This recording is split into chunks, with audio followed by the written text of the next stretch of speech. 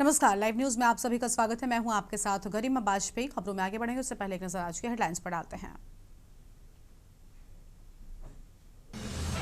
प्रधानमंत्री नरेंद्र मोदी ने स्मरणोत्सव कार्यक्रम का किया उद्घाटन। वंदे मातरम के 150 साल पूरे होने पर देश भर में चलेगा अभियान।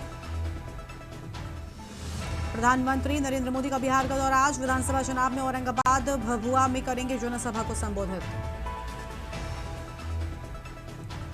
गृहमंत्री अमित शाह का बिहार का दौरा आज। एनडीए के प्रत्याशियों के समर्थन में करेंगे जनसभा को संबोधित और रोड शो करेंगे गृहमंत्री। बिहार चुनाव में 121 सीटों पर हुई रिकॉर्ड 64.69% वोटिंग। एसी ने जारी किए आंकड़े।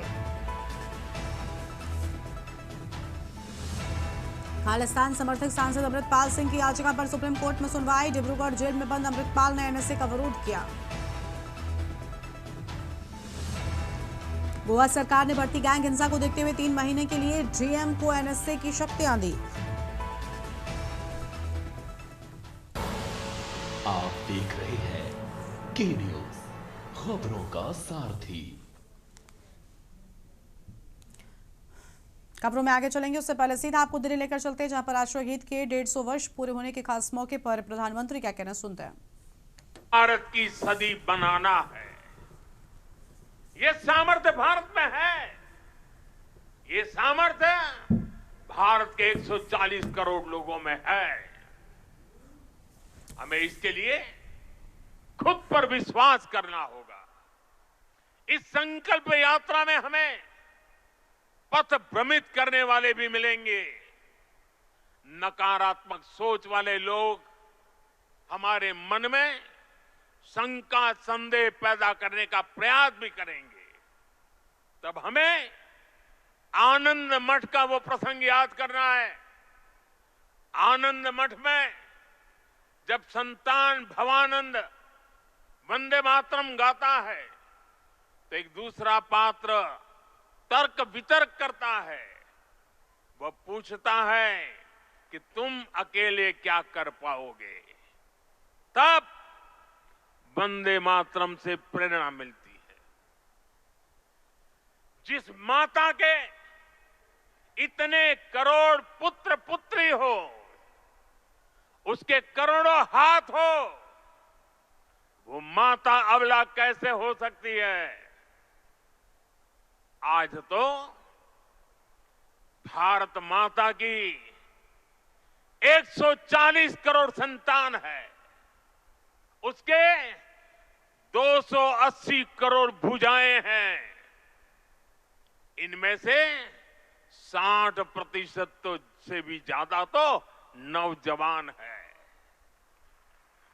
दुनिया का सबसे बड़ा डेमोग्राफिक एडवांटेज हमारे पास है। ये सामर्थ्य इस देश का है।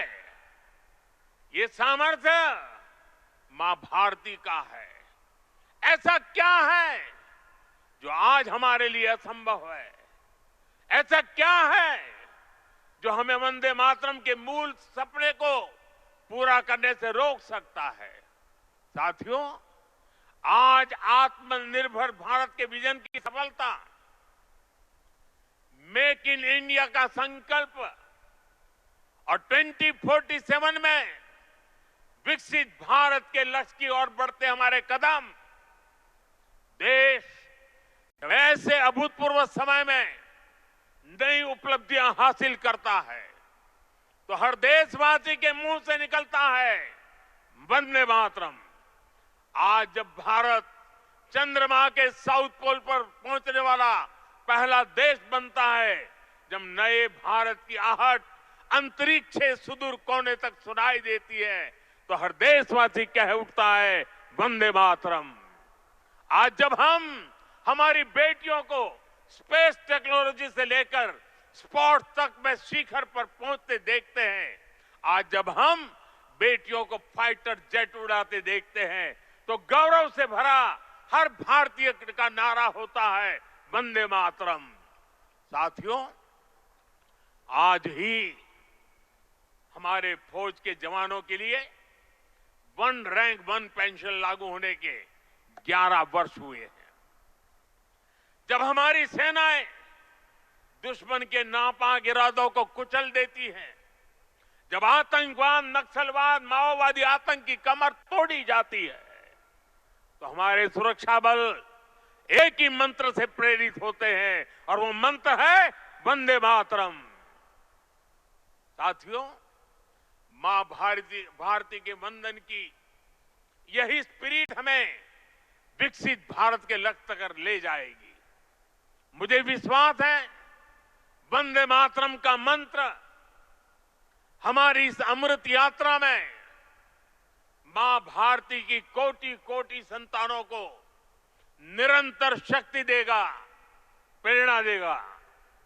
मैं एक बार फिर सभी देशवासियों को वंदे मातरम के 150 वर्ष पूरे होने पर हृदय से बहुत बहुत बधाई देता हूं और देश भर से मेरे साथ जुड़े हुए आप सबसे बहुत बहुत धन्यवाद करते हुए मेरे साथ खड़े होकर के पूरी ताकत से हाथ ऊपर करके बोलिए, वंदे वंदे वंदे वंदे वंदे वंदे वंदे वंदे वंदे वंदे। बहुत बहुत धन्यवाद।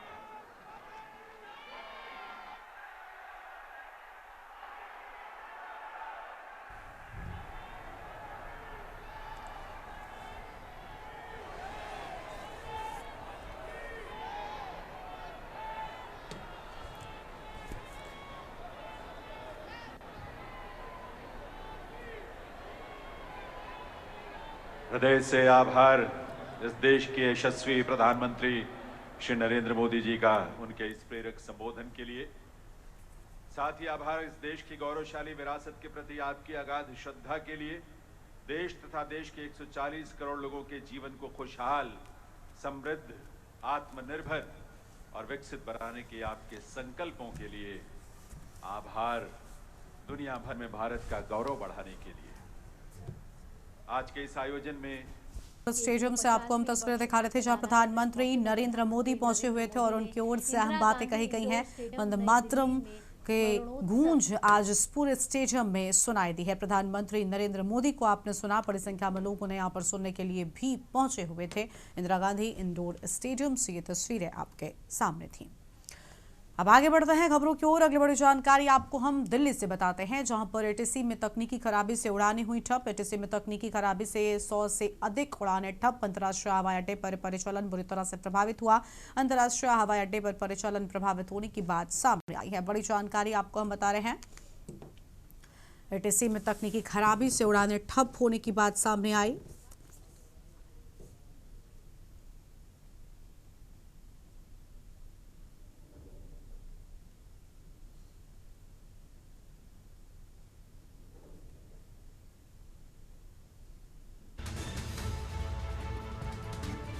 बड़ी जानकारी आपको हम बता दें, दिल्ली से खबर, एटीसी में तकनीकी खराबी से उड़ानें ठप हुई।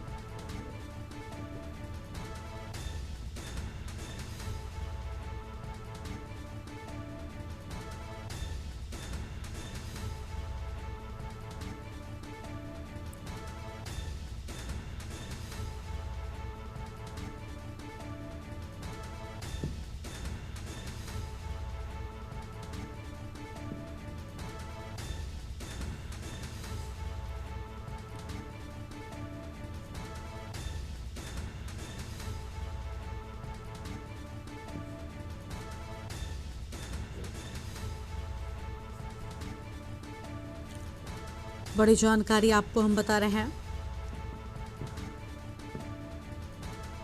दिल्ली से बड़ी खबर, एटीसी में तकनीकी खराबी से उड़ानें ठप होने की बात सामने आई है। एटीसी में तकनीकी खराबी से 100 से अधिक उड़ानें ठप। अहम जानकारी आपको हम बता रहे हैं, अंतर्राष्ट्रीय हवाई अड्डे पर परिचालन बुरी तरह से प्रभावित हुआ। अहम जानकारी आपको हम बता रहे हैं।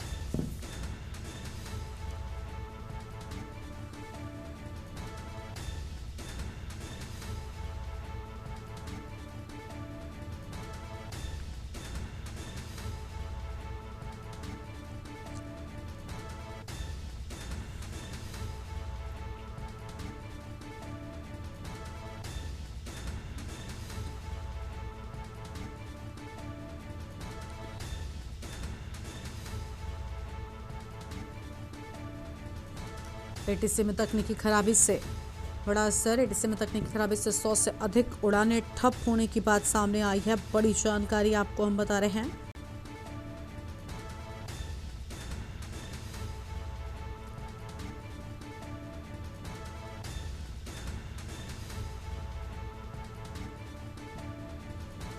दिल्ली से खबर, एटीसी में तकनीकी खराबी से उड़ानें ठप हुई। बड़ी जानकारी आपको हम बता रहे हैं।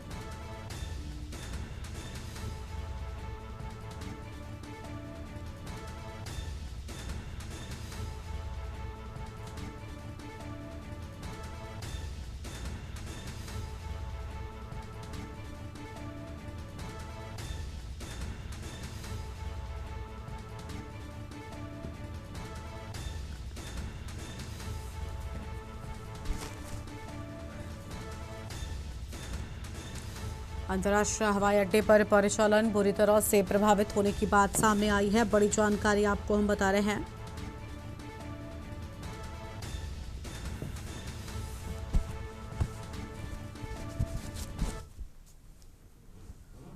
रायपुर से बड़ी जानकारी आपको हम बताते हैं, जहां पर सीएम विष्णुदेव साय का आज का कार्यक्रम वंदे मातरम कार्यक्रम में शामिल होंगे सीएम। अहम खबर आपको हम बता रहे हैं और 11:15 पर वो नया रायपुर के आईआईटी पहुंचेंगे सीएम साय और इंडिजिनियस सेमीकंडक्टर इंफ्रास्ट्रक्चर कार्यक्रम में भाग लेंगे। दोपहर 12:25 पर सीएम साय डॉक्टर श्यामा प्रसाद मुखर्जी परिसर जाएंगे। अनुसूचित जनजाति आयोग के अध्यक्ष के पदभार ग्रहण कार्यक्रम को लेकर अहम खबर। दोपहर 3 बजे सरदार बलवीर जुनेजा इंडोर स्टेडियम पहुंचेंगे सीएम। बड़ी जानकारी आपको हम बता रहे हैं।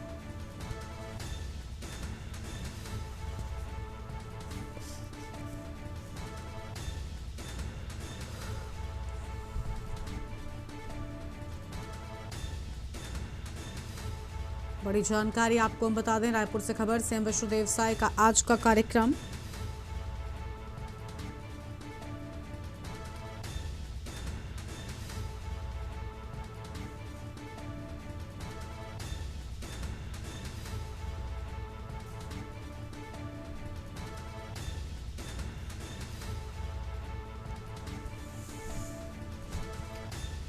इंडिजिनियस सेमीकंडक्टर इंफ्रास्ट्रक्चर कार्यक्रम में भाग लेंगे। आगे बढ़ेंगे खबरों की ओर। देहरादून में रजत जयंती रैतिक परेड आज। सुबह राज्यपाल का होगा आगमन, सुबह मुख्यमंत्री का होगा संबोधन और सुबह राज्यपाल करेंगे पदक अलंकरण 10 बजे के बाद संबोधन की बात। और वहीं आपको बता दें कि पुलिस का साहसिक प्रदर्शन भी देखने को मिलने वाला है। बड़ी जानकारी आपको हम बता रहे हैं।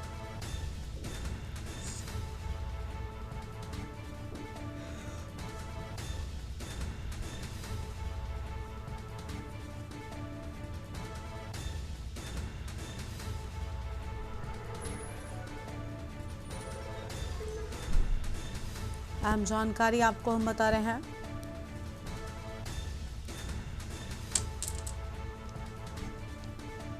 दस बजकर 57 पर साहसिक प्रदर्शन किए जाने की बात सामने आ रही है।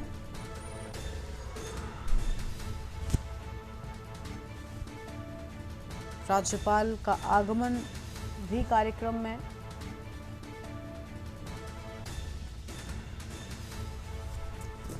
बड़ी जानकारी आपको हम बता रहे हैं।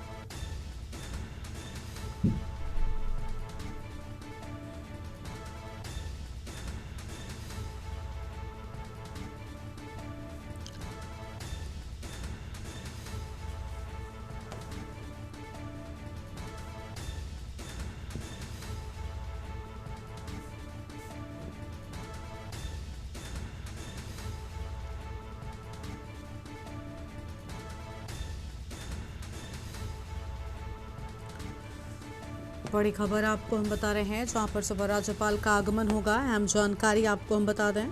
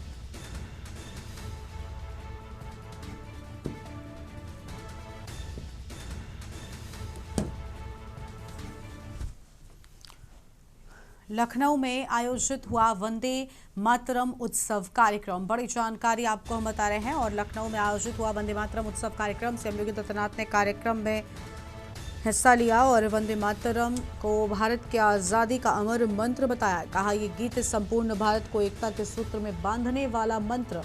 1857 में रचे गए गीत ने क्रांतिकारियों को दी अमिट प्रेरणा। बड़ी जानकारी आपको हम बता रहे हैं।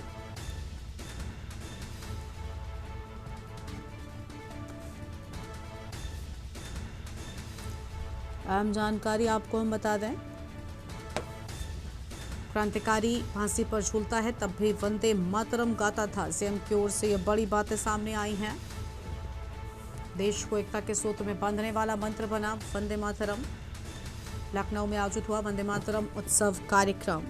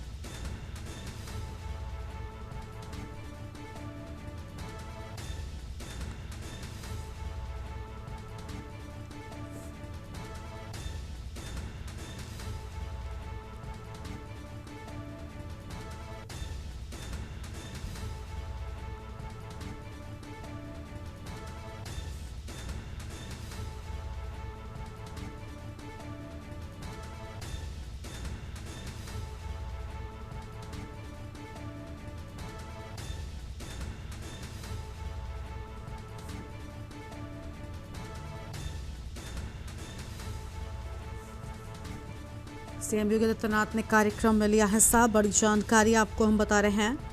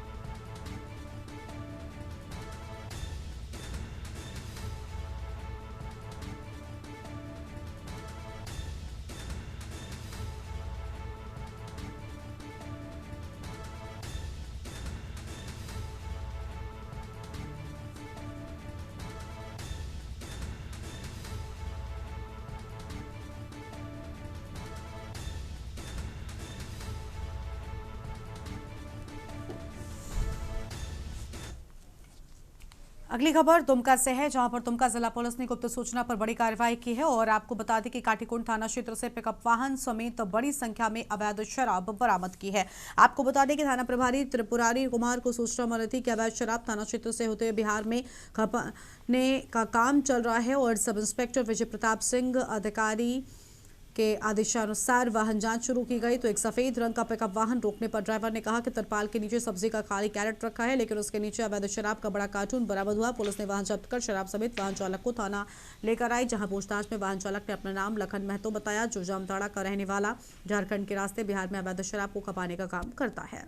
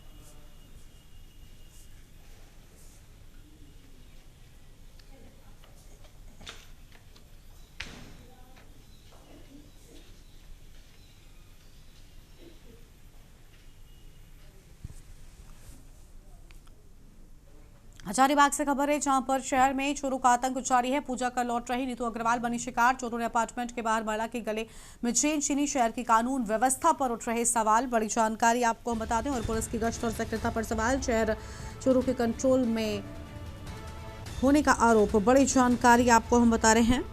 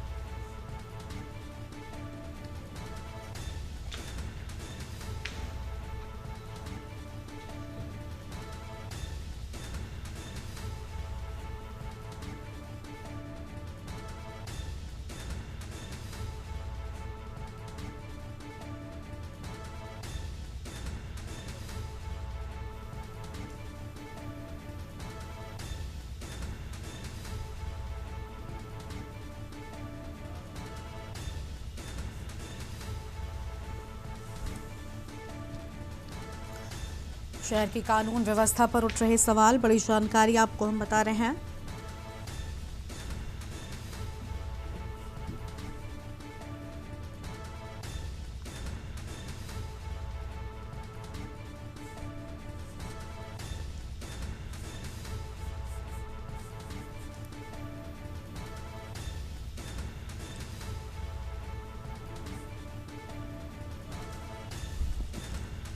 चोरों ने अपार्टमेंट के बाहर महिला के गले से चेन छीनी। अहम जानकारी आपको हम बता रहे हैं।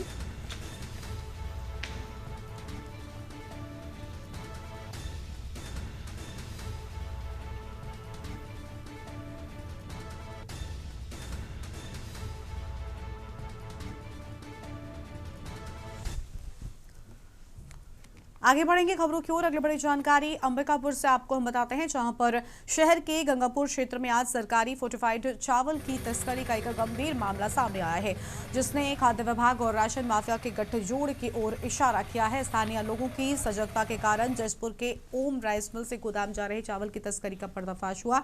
ट्रक से सरकारी राशन को ऑटो और एक वैन में अनलोड किया जा रहा था, ताकि उसे अवैध रूप से बाजार में बेचा जा सके।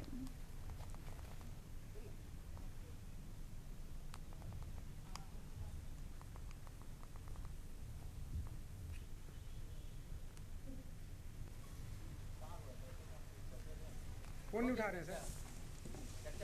है? अरे आप भागो ना।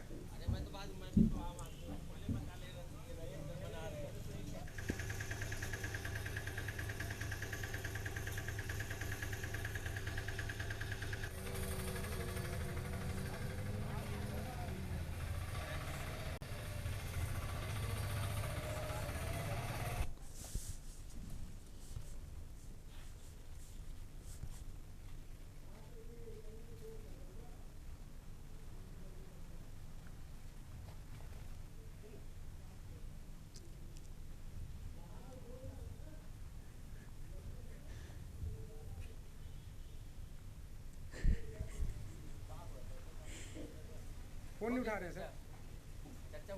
है? अरे आप भागो ना।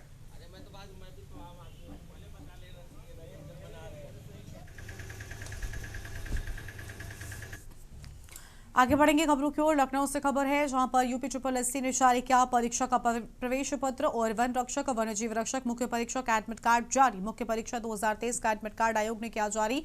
अहम खबर आपको बता रहे हैं, उम्मीदवार UPSSC.gov.in से डाउनलोड कर सकते हैं एडमिट कार्ड। सुबह 10 बजे से दोपहर 12 बजे तक आयोजित होगी परीक्षा और 9 नवंबर 2025 को आयोजित की जाएगी परीक्षा। अहम जानकारी आपको हम बता रहे हैं।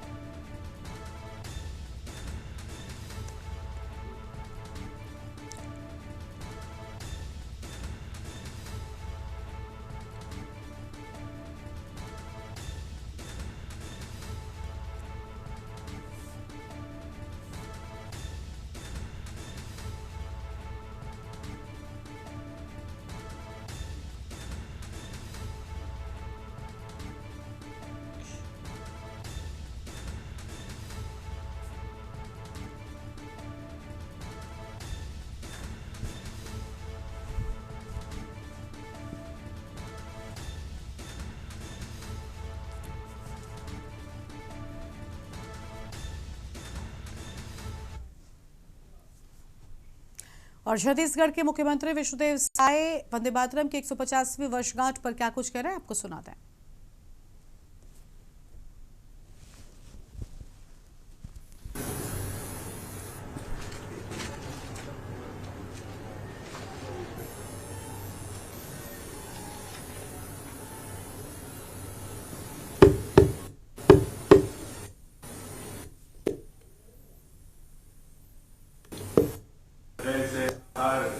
देश के यशस्वी प्रधानमंत्री नरेंद्र मोदी जी का उनके प्रेरक संबोधन के लिए श्रद्धा के लिए देश के 140 करोड़ लोगों के जीवन को खुशहाल समृद्ध। हम सभी ने यहाँ पर बहुत ही प्रेरक उद्बोधन माननीय प्रधानमंत्री जी का सुना और हमारे बीच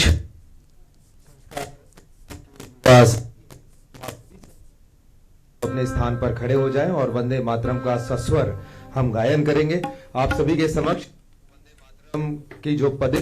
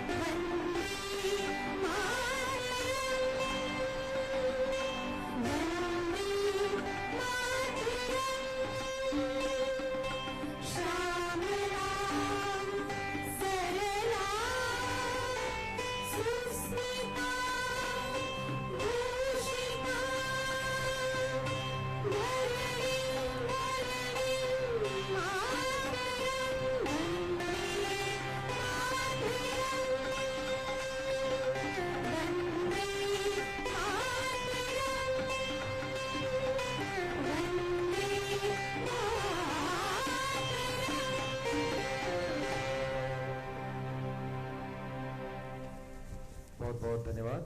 आप सभी अपना स्थान ग्रहण करें।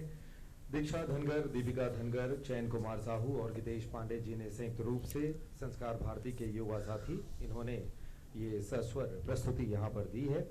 और अब अवसर है माननीय मुख्यमंत्री महोदय के उद्बोधन का। हम आग्रह करेंगे माननीय मुख्यमंत्री महोदय से कि आज के इस अवसर पर वे अपना संबोधन दें।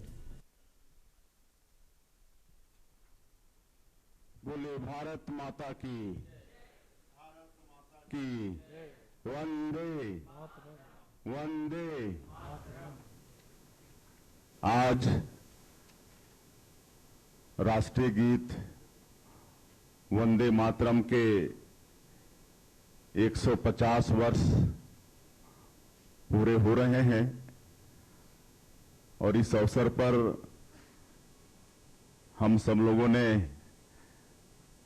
वंदे मातरम का गायन किया है। और आज बड़ा सौभाग्य है इस देश का कि हमारे यशस्वी प्रधानमंत्री श्री नरेंद्र मोदी जी, उन्होंने आह्वान किया देश के 140 करोड़ भारतवासियों को कि इस 150 वर्ष वंदे मातरम के पूरे होने के दिन सभी वंदे मातरम का गायन करें। और हम सब लोगों ने उन्हें सुना। वंदे मातरम गायन गीत का पूरा उन्होंने वर्णन किया शुरू से लेकर अंत तक। और आज हम लोगों ने भी यहाँ पर हमारे मंत्रालय में वंदे मातरम का गायन किए हैं। और ऐसे अवसर में बड़ा सौभाग्य का विषय है कि हमारे सरगुजा के सांसद श्री चिंतामणि महाराज जी उपस्थित हैं, हमारे प्रदेश के मुख्य सचिव श्री विकासशील उपस्थित हैं, प्रमुख सचिव सुबोध कुमार सिंह उपस्थित हैं, हमारे सभी एसीएस प्रमुख सचिवगण और सचिवगण और सभी अधिकारी उपस्थित हैं। मैं आप सभी लोगों का स्वागत करता हूं आज के इस अवसर पर। और आप सब लोगों ने वंदे मातरम गायन को लेकर शुरू से अंत तक माननीय प्रधानमंत्री जी को सुना है। आज का यह अवसर इसके जो रचयिता हैं बंकिम चंद्र चट्टोपाध्याय जी, उनको नमन करने का है। 150 साल पहले आज ही के दिन उन्होंने वंदे मातरम गीत की रचना की थी। और जो स्वतंत्रता की लड़ाई में एक मूल मंत्र बन गया। वंदे मातरम गायन सुनकर सबके शरीर में राष्ट्रभक्ति भर जाती थी और सब देश की आजादी के लिए लालायित हो जाते थे। ऐसा ताकत इस वंदे मातरम गायन में है। आप सब लोगों को भी मालूम है अंग्रेजों के खिलाफ में विद्रोह करने के लिए पूरे भारतवासियों को एक करने का ये मंत्र बन गया।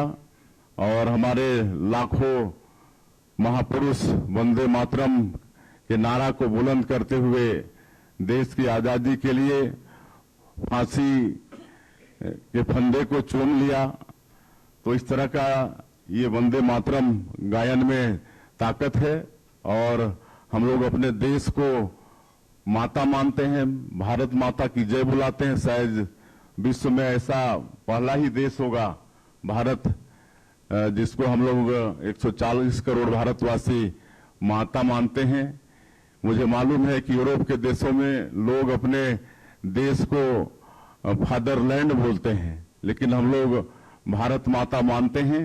और ये वंदे मातरम का गायन ऐसा गीत है कि कोई भारत से परिचित भी है, लेकिन अगर इसको पूरी तरह से समझ लेगा वंदे मातरम गायन को, तो पूरा वर्णन इसमें अपने भारत माता का है। तो ऐसा ये वंदे मातरम गायन है। और किसी भी देश को या समाज को अपनी मजबूती के लिए, अपने विकास के लिए इतिहास को नहीं भूलना चाहिए।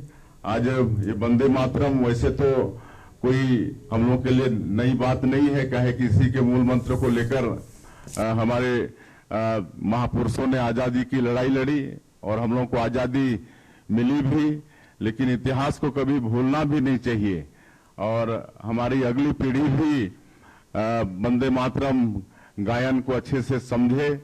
इसके लिए माननीय प्रधानमंत्री जी का ये प्रयास 150वीं जयंती पर जो उन्होंने आह्वान किया है पूरे 140 करोड़ भारतवासियों को मतलब गायन करने का, ये बहुत इसके लिए हम पूरे छत्तीसगढ़ के तरफ से उनके आभारी हैं और हम लोग माता मानते हैं और वाल्मीकि रामायण में अपनी मातृभूमि को स्वर्ग से भी श्रेष्ठ कहा गया है।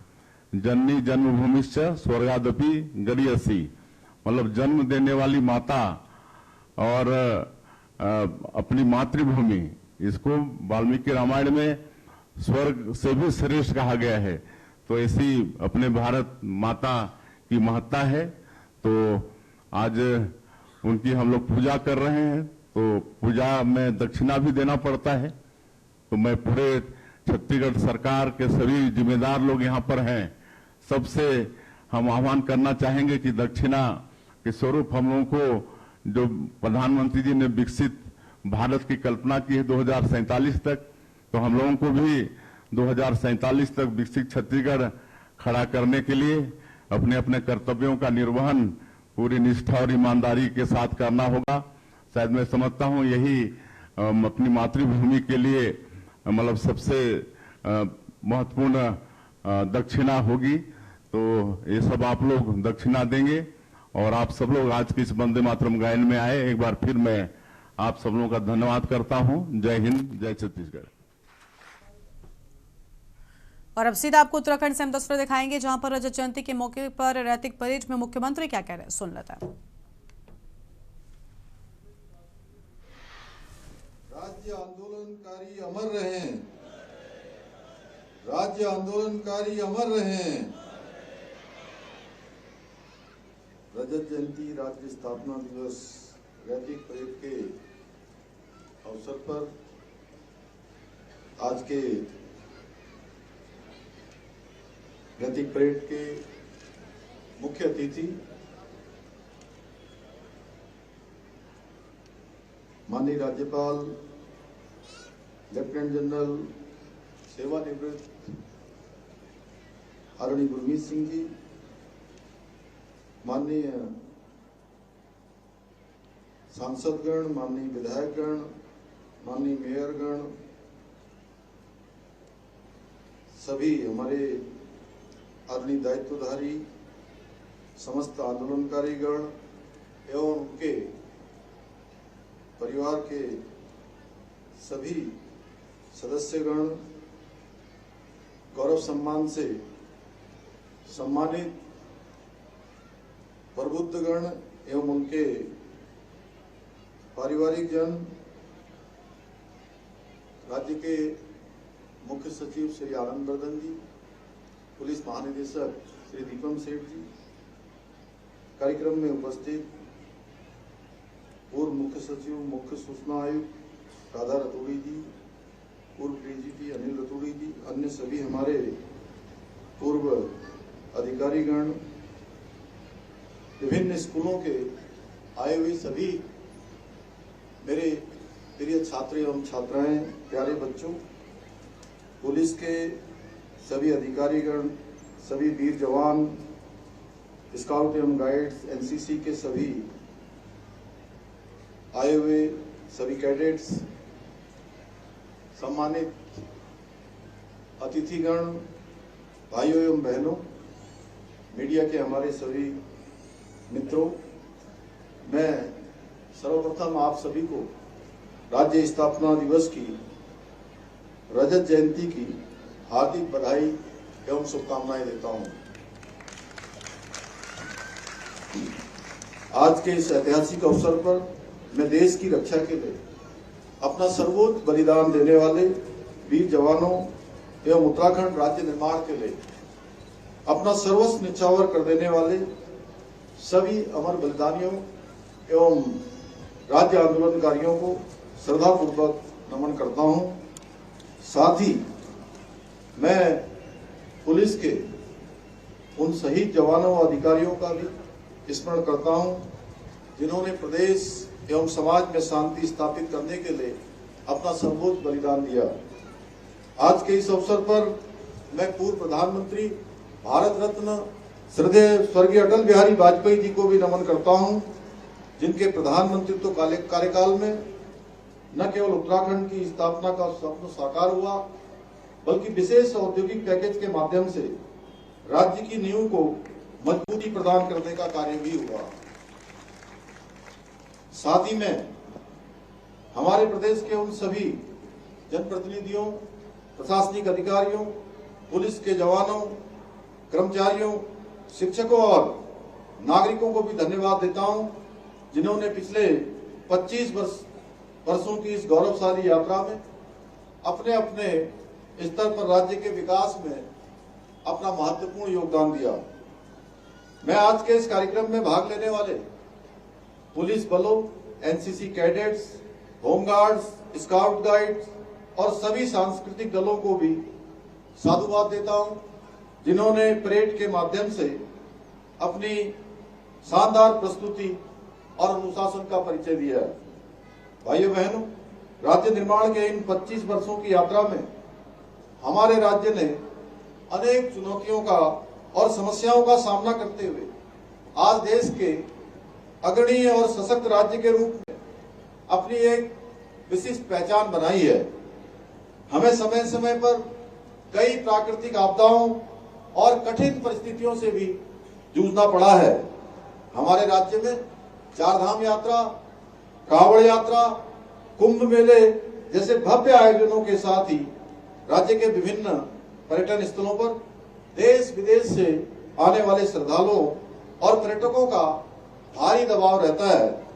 यही नहीं, हमारी विशिष्ट भौगोलिक परिस्थितियों में राज्य की कानून व्यवस्था को बनाए रखना अपने आप में एक बड़ी चुनौती रही है। लेकिन इन सभी कठिनाइयों के बीच उत्तराखंड पुलिस ने राज्य की आत्मा की प्रहरी और एक मूक साधक की भांति प्रत्येक मोर्चे पर डटे रहकर जन सेवा का अद्वितीय उदाहरण प्रस्तुत किया है। वर्षों से ढकी सीमाओं से लेकर मैदानी क्षेत्रों तक, तीर्थ यात्राओं की भीड़ से लेकर आपदाओं की विकट परिस्थितियों तक उत्तराखंड पुलिस ने ये सिद्ध किया है कि सेवा परमो धर्मः उनका आदर्श वाक्य मात्र नहीं है, बल्कि उनके जीवन का अटल संकल्प है। साथियों, ये हम सभी के लिए गर्व का विषय है कि हमारी पुलिस ने महिला अपराधों के निराकरण में राष्ट्रीय औसत से दोगुनी सफलता हासिल की है। साथ ही गृह मंत्रालय द्वारा जारी महिला अपराधों एवं पॉक्सो अधिनियम के मामलों के निस्तारण में उत्तराखंड देश में 5वें स्थान पर रहा है। आज के इस आधुनिक युग में अपराध के बदलते स्वरूप के साथ पुलिस की भूमिका पहले से कहीं अधिक चुनौतीपूर्ण हो गई है। अब पुलिस को केवल कानून व्यवस्था बनाए रखने तक सीमित नहीं रहना होता है, बल्कि साइबर अपराध, आर्थिक अपराध, नशे के खिलाफ लड़ाई में भी अपनी महत्वपूर्ण भूमिका निभानी होती है। इसलिए हमें साइबर अपराधों पर प्रभावी लगाम लगाने के लिए अपनी तकनीकी क्षमताओं को और अधिक सशक्त बनाना होगा। साथ ही जन जागरूकता अभियान, साइबर सुरक्षा प्रशिक्षण और युवाओं की सक्रिय भागीदारी के माध्यम से एक सुरक्षित वातावरण के निर्माण की दिशा में कार्य करना होगा। इसके साथ ही नशे के अवैध व्यापार और बढ़ते दुष्प्रभावों को रोकने के लिए हमें ड्रग फ्री उत्तराखंड के संकल्प को एक जन आंदोलन का रूप देना होगा। मुझे प्रसन्नता है कि हमारी पुलिस फोर्स इस दिशा में उल्लेखनीय कार्य कर रही है और बीते कुछ वर्षों में हमने इस संबंध में कुछ महत्वपूर्ण उपलब्धियां भी हासिल की हैं। साथियों, हमारी सरकार राज्य की पुलिस व्यवस्था को और अधिक सक्षम और संसाधन युक्त बनाने के साथ साथ पुलिस परिवारों के कल्याण के लिए कई योजनाओं के माध्यम से निरंतर कार्य कर रही है। मैं आज के इस अवसर पर अपने समस्त पुलिस कर्मियों से यही कहना चाहता हूं कि आप सभी मेरे परिवार का हिस्सा है। आपकी हर समस्या के समाधान के लिए मैं और हमारी सरकार पूर्णतः प्रतिबद्ध है। भाइयों बहनों, आज आदरणीय प्रधानमंत्री श्री नरेंद्र मोदी जी के प्रेरणा से, उनके सहयोग और मार्गदर्शन में हमारी सरकार राज्य आंदोलनकारियों के सम्मान और उनके सपनों को साकार करने के लिए कृत संकल्पित होकर कार्य कर रही है। पिछले करीब 4.5 वर्षों में हमारे प्रदेश ने जो उल्लेखनीय उपलब्धियां हासिल की हैं, वो इसका साक्षात प्रमाण है। आज हमारे प्रदेश ने किसानों की आय में वृद्धि करने में देश भर में प्रथम स्थान प्राप्त किया है। हमारी कंपाउंड एनुअल ग्रोथ रेट 12.69% रही है, जो राष्ट्रीय औसत से 4 गुना अधिक है। साथ ही आज हमारा राज्य युवाओं को रोजगार देने के अवसर उपलब्ध कराने में देश का अग्रणी राज्य बनकर उभरा है। हमने प्रदेश की बेरोजगारी दर में 4.4% की कमी लाकर राष्ट्रीय औसत को भी पीछे छोड़ने का काम किया है। यही नहीं, नीति आयोग द्वारा जारी वर्ष 2023-24 के सतत विकास के लक्ष्यों को हासिल करने के इंडेक्स में हमारे प्रदेश को देश में प्रथम स्थान प्राप्त हुआ है। इसके साथ ही जहां हमारे 4 गांव जखोल, हरसिल, गूंजी और सूपी को देश भर में सर्वश्रेष्ठ पर्यटन ग्राम पुरस्कार मिला है, वहीं राष्ट्रीय फिल्म पुरस्कारों में उत्तराखंड को मोस्ट फिल्म फ्रेंडली स्टेट के अवार्ड से भी सम्मानित किया गया है। भाइयों बहनों, हमारी सरकार राज्य के समग्र विकास के साथ साथ अपने सांस्कृतिक मूल्य और डेमोग्राफी को सुरक्षित रखने हेतु भी पूर्ण रूप से संबद्ध है। मेरा मानना है कि आने वाले समय में डेमोग्राफिक चेंज हमारे प्रदेश की ही नहीं बल्कि पूरे देश की एक बहुत गंभीर समस्या बनने वाली है। हमने कई नए कानून बनाने के साथ साथ इस समस्या के रोकथाम के लिए कई प्रयास किए हैं, परंतु इस समस्या के संपूर्ण समाधान के लिए आप सभी को सजग रहना अत्यंत आवश्यक है। आज के इस अवसर पर मैं प्रदेश के प्रत्येक नागरिक से यह आह्वान करना चाहता हूं कि हम सभी मिलकर अपने अपने क्षेत्रों में पूर्ण निष्ठा और समर्पण के साथ कार्य करना है और एक ऐसे उत्तराखंड का निर्माण करना है जहां संस्कृति का संरक्षण हो, प्रकृति का संवर्धन हो, मातृशक्ति में स्वाभिमान हो, सेना का सम्मान हो, युवा शक्ति का उत्थान हो, किसान समृद्ध हो, आस्था और भक्ति का संगम हो और प्रत्येक नागरिक के जीवन में सुख, समृद्धि और आत्मगौरव का भाव हो।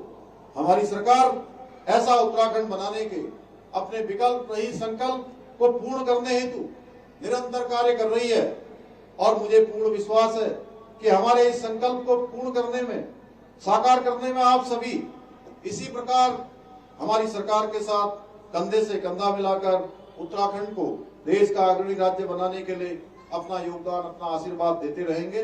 आज के इस अवसर पर मैं कुछ राज्य के लिए जो आगामी वर्षों में हमें कुछ काम करने हैं उसकी घोषणाएं यहाँ पर करता हूँ। प्रदेश की संपूर्ण कृषि भूमि का आगामी 5 वर्षों में फेज वाइज सर्वेक्षण कर बंदोबस्त करवाया जाएगा। प्रदेश में साइबर अपराधों की रोकथाम के लिए state cyber crime coordination centre की स्थापना की जाएगी। प्रदेश में ड्रग्स फ्री देवभूमि हेतु एंटी नारकोटिक्स टास्क फोर्स का और विस्तार किया जाएगा। राजकीय विद्यालयों में पीएम पोषण योजना के अंतर्गत मानदेय पर रखी गई भोजन माताओं के लिए कल्याण कोष की स्थापना की जाएगी। राज्य में जंगली जानवरों एवं आवारा पशुओं से कृषि एवं औद्योगिकी फसलों की सुरक्षा हेतु फार्म फेंसिंग पॉलिसी लाई जाएगी। प्रदेश के पारंपरिक धारे, नवले गाड़ गधेरे आदि प्राकृतिक जल स्रोतों के संरक्षण, पुनर्जीवन एवं सौंदर्यीकरण हेतु विशेष संवर्धन योजना प्रारंभ की जाएगी। उच्च शिक्षा संस्थाओं के छात्र छात्राओं में कौशल विकास हेतु ऑनलाइन स्किल कोर्सेज उपलब्ध कराए जाएंगे तथा civil services, banking, management, NEET आदि परीक्षाओं की तैयारी के लिए ऑनलाइन कोचिंग सुविधा भी उपलब्ध कराई जाएगी। मानसखंड मंदिर माला मिशन की तर्ज पर ही केदारखंड मंदिर माला मिशन का विकास किया जाएगा। आदर्श चंपावत की भांति आदर्श रुद्रप्रयाग जनपद का विकास भी उसी तर्ज पर आगे बढ़ाया जाएगा। पूर्णागिरी कुमाऊं के शारदा कॉरिडोर एवं आदि कैलाश तथा गढ़वाल के अंजनी सैंड एवं बेलक केदार क्षेत्र को स्पिरिचुअल इकोनॉमिक जोन के रूप में विकसित किया जाएगा। प्रत्येक जिला अस्पताल में टाइप 1 डायबिटीज के लिए विशेष क्लिनिक खोले जाएंगे और 15 वर्ष। देहरादून से आप सुन रहे थे मुख्यमंत्री पुष्कर सिंह धामी को, जिनकी ओर से रजत जयंती के मौके पर रैतिक परेड में अहम बातें कही गई हैं। इस बुलेटिन में इतना ही। आप देखते रहिए न्यूज़ इंडिया। नमस्कार।